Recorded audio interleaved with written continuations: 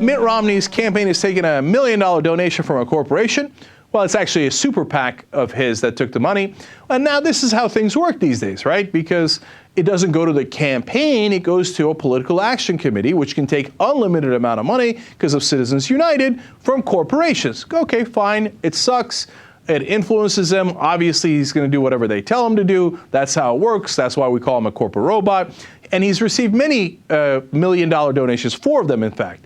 John Paulson, a huge hedge fund manager, is one of the people who's given him $1 million. That's all legal.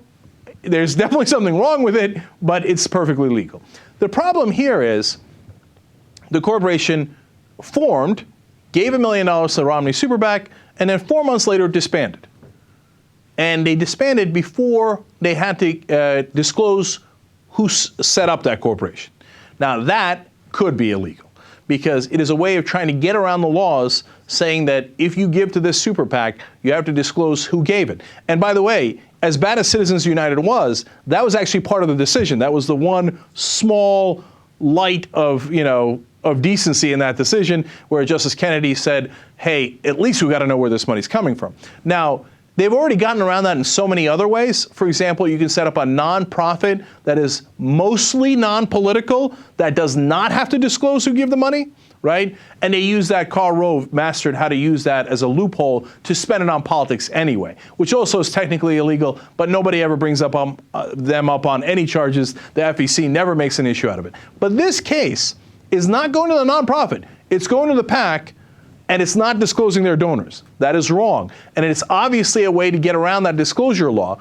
So Mitt Romney, or at least certainly that contributor, whoever it was, could be in a lot of trouble. And now watchdog groups are saying, hey, we better find out who gave you that $1 million, because that is the law. And why did they want to keep it secret so much?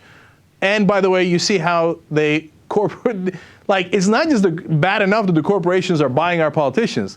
Now they're setting up dummy corporations for individuals to be able to buy our politicians more effectively and more efficiently. So you have that to look forward to.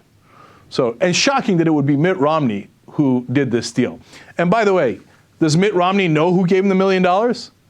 Of course he knows.